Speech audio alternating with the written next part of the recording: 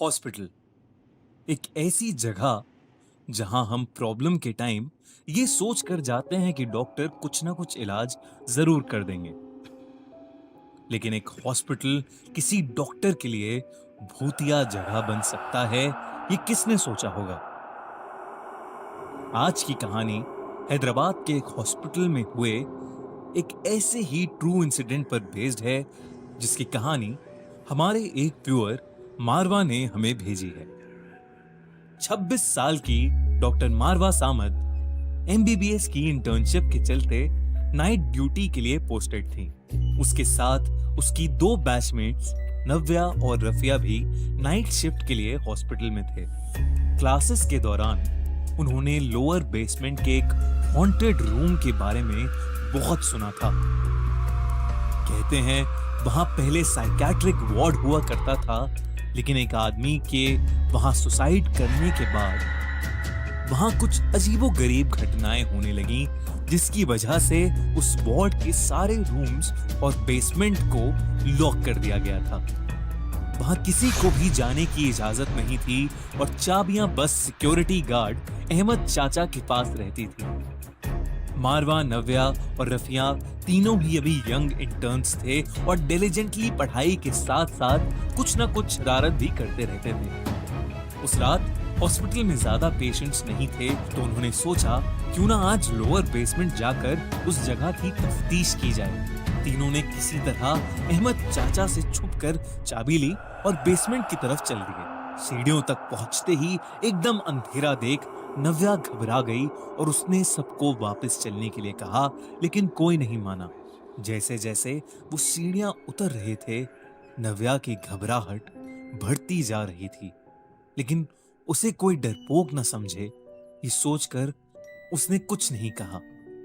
उस लंबे से कॉरिडोर के एक रूम की लाइट्स फ्लिकर कर रही थीं।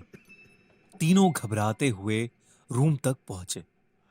हर तरफ वो जगह बंद होने के बावजूद उस कमरे के आसपास बहुत जोरों से हवा चल रही थी। नव्या को उस कमरे की एक खिड़की के रिफ्लेक्शन में पंखे से लटका एक आदमी दिखा और वो जोर से चीख पड़ी। उसके चीखते ही मानो वो आदमी गायब हो गया। मारवा और रफिया उसके डर को देखकर जोर जोर से हंसने लगे और नव्या उन्हें फिर से कुछ नहीं बोल पाई।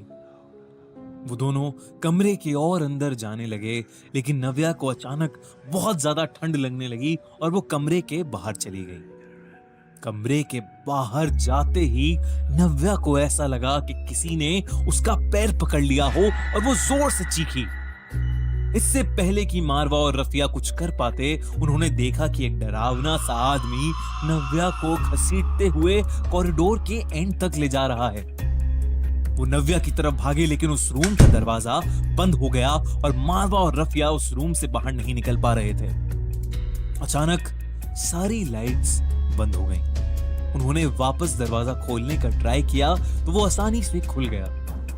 बेसमेंट में एकदम अंधेरा था और मारवा और रफिया को कुछ समझ नहीं आ रहा था। उन्होंने जब अपनी टॉर्च लाइट्स ऑन की तो उन्हें ऐसा लगा कि एक साया कॉरिडोर में घूम रहा है। दोनों उस साये के पास आते ही बहुत जोर से चीखे और बेसमेंट से भाग निकले। ऊपर जाते ही उन्होंने अहमद चाचा और कुछ लोगों की मदद से बेहोश नव्या को बेसमेंट से निकालकर ऊपर हॉस्पिटल के रूम में एडमिट किया। नव्या थोड़ी ठंडी पड़ी थी और कुछ कुछ बड़बड़ा रही थी। सारे सीनियर डॉक्टर्स ये देखकर शॉक्ड थे। किसी को कुछ समझ नहीं आ रहा था। नव्या उस रात से 6 महीने तक कोमा में थी। होश में आने के बाद उसने कभी भी उस रात के बारे में दोबारा बात नहीं की। मारवा और रफिया अपनी उस एक शरारत को आज तक रिग्रेट करते हैं।